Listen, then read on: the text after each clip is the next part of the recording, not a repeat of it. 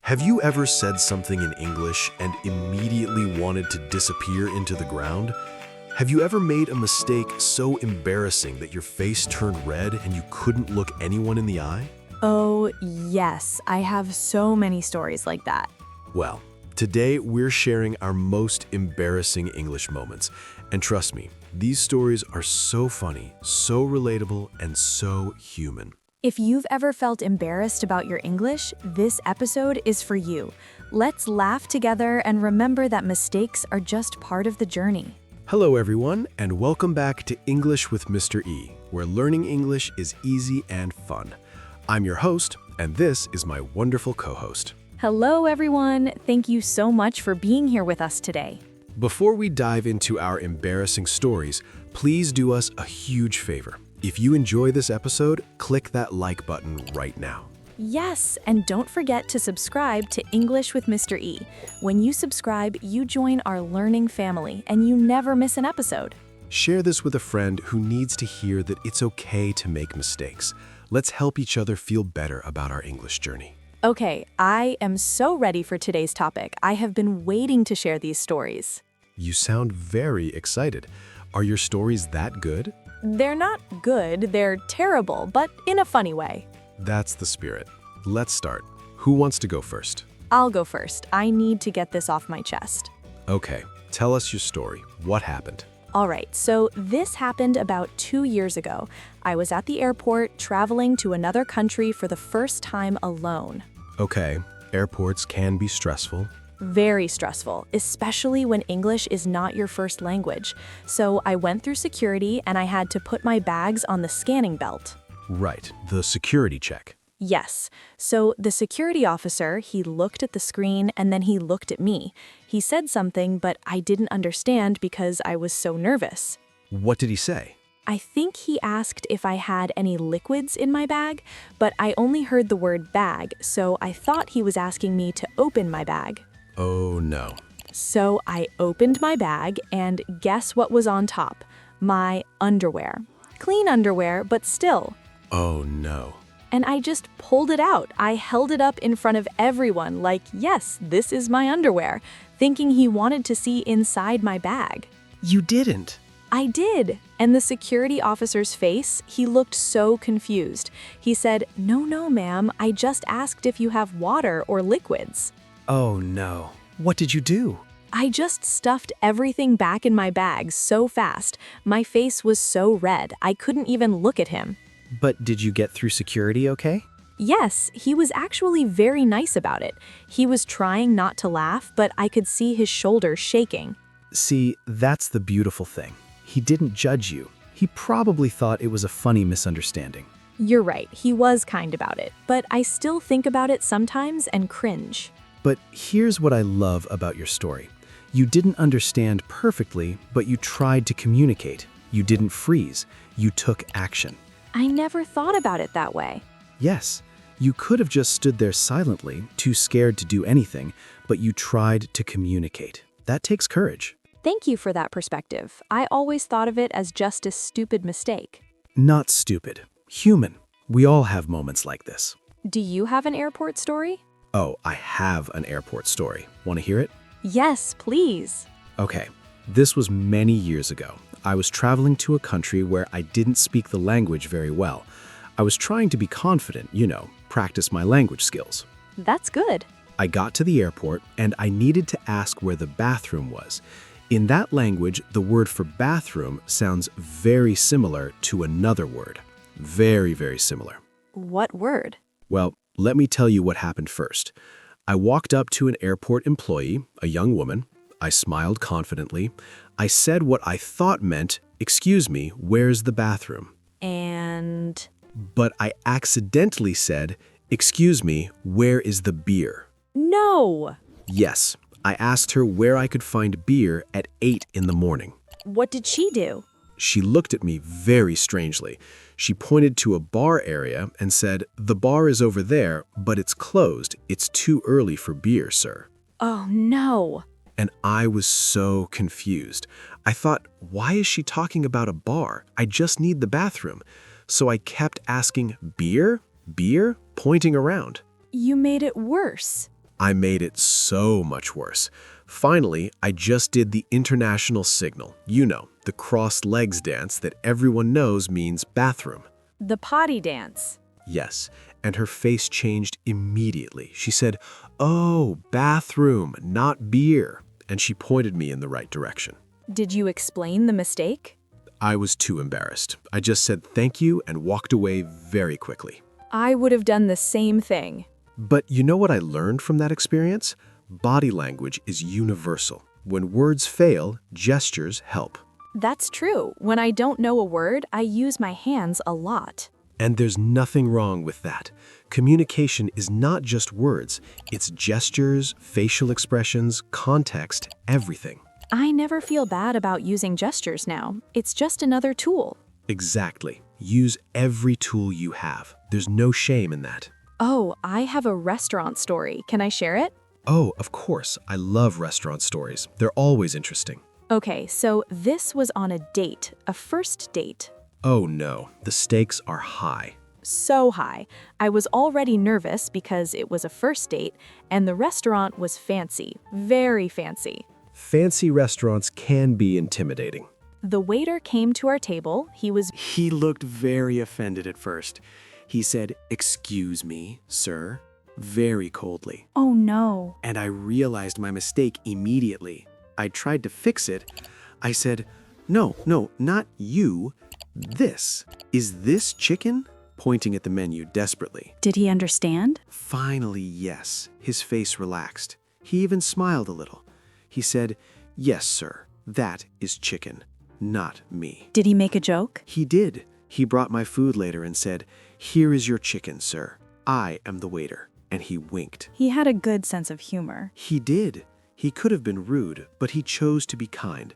And that taught me something important. What? Most people are kind about your mistakes. Most people understand that learning a language is hard. They don't judge you as harshly as you judge yourself. That's really true. We are our own worst critics. Yes, we replay our mistakes in our heads over and over, but other people, they forget about it in 5 minutes. Oh, I just remembered my worst work story. Can I share it? Please do. I love workplace stories. Okay, so I was new at my job first week. I was in a meeting with my boss and several important people. New job, first week, important meeting. Recipe for disaster. Exactly. So my boss was presenting a project and he asked me to share some information about our competitors. Okay, what happened? I wanted to say that our competitors were very competitive, but I mixed up my words. What did you say instead? I said our competitors were very constipated. No, you didn't. I did. I told a room full of executives that our competitors were constipated instead of competitive. What happened? There was silence, complete silence. Then one person started laughing, then everyone was laughing. Were they laughing at you or with you? At first, I thought they were laughing at me. I wanted to cry. But then my boss said, "Well, that's one way to describe them," and everyone laughed more. So it became a joke? Yes, for the rest of that meeting, people kept making jokes about constipated competitors. It actually lightened the mood of a very serious meeting. See? Your mistake actually helped. It made everyone relax. I never thought about it that way. I always thought of it as a terrible moment. But it broke the ice. You were the new person. Probably everyone was being very formal and careful around you. Your mistake made you human, made you approachable. That's true. After that meeting, people were friendlier to me. They would joke around more. Exactly. Sometimes our mistakes are actually bridges to better relationships. Did you ever make a mistake at work? Oh, yes. And mine was much worse than yours. Tell me, I need to hear this. Okay. I was giving a presentation to about 50 people. International conference, very important. Big audience, high pressure. I was talking about annual growth. I wanted to say we grew by 15% this year. Okay, that seems simple enough. But I was nervous, and I mixed up grew with another word. What word? I said we threw by 15% this year. Through? Yes, I said we threw instead of grew. And then I made it worse. How? Someone in the audience looked confused, so I tried to clarify. I said, yes, we threw it very high. You made it sound like you threw something. Exactly. People were so confused. Finally, someone kindly asked, do you mean grew, as in growth? Oh no, how did you recover? I took a breath. I laughed at myself. I said, yes, sorry, we grew, not threw. Unless we're talking about my English out the window. That's a good recovery. Everyone laughed, and the tension broke. The rest of the presentation went well. So you made a joke about your own mistake. Yes, and that's a great strategy. When you make a mistake, laugh at yourself first. It shows confidence and humanity. Don't take yourself too seriously. Exactly. If you can laugh at yourself, others will laugh with you, not at you. You know, what's funny, the most embarrassing moments often come from small word mix-ups. Yes, one little word can change everything. I have a friend who confused beach and, well, another word that sounds similar. Oh no, what happened? She was on vacation. She posted a photo online and wrote, having a great day at the bitch. No. She meant beach, but she wrote bitch. Her friends were so confused. Did someone tell her? Finally, yes. She was so embarrassed. She deleted it immediately. I can understand. Those words sound so similar. This is why pronunciation is important. Beach has a long E sound.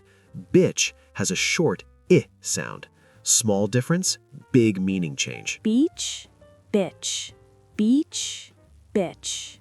Yes, I can hear the difference. Good. Practice those tricky words. I have a word mix-up story too. Tell me. I confused sheet and, well, another word that sounds similar. Oh, I know which word. I was shopping for bed linens and asked the store worker, where can I find the other word for my bed? What did they do? The store worker was shocked, then confused. Finally, they said, do you mean sheets for your bed? They understood. Yes, thankfully, but I was so red. My face was burning. But you know what? That worker has probably heard that mistake 100 times. They weren't judging you. You think so? I know so. People who work with international customers. Every person who is fluent in a foreign language has embarrassing stories. Every single one. Really? Even people who speak perfectly now? Absolutely. Especially them. They have the most stories because they spoke the most, tried the most, failed the most, and learned the most. So, embarrassing moments are actually signs of progress? Yes, they're battle scars. They're evidence that you're a warrior in your language learning journey. I love that. Battle scars. To everyone listening, if you have embarrassing English stories, we want you to know something important. You're not alone. We all have these stories. And those stories don't mean you're bad at English. They mean you're brave enough to use English. They mean you're growing. So next time you make an embarrassing mistake, don't run away. Don't hide. Don't give up. Laugh about it. Learn from it. Keep going. Because every embarrassing moment is a stepping stone to fluency. Yes, every mistake is a lesson. And remember, the people who never make mistakes, they're the people who never try anything new. So, mistakes mean you're trying new things. Exactly. What an episode this has been. We have laughed so much today. My face hurts from laughing, but it was so fun.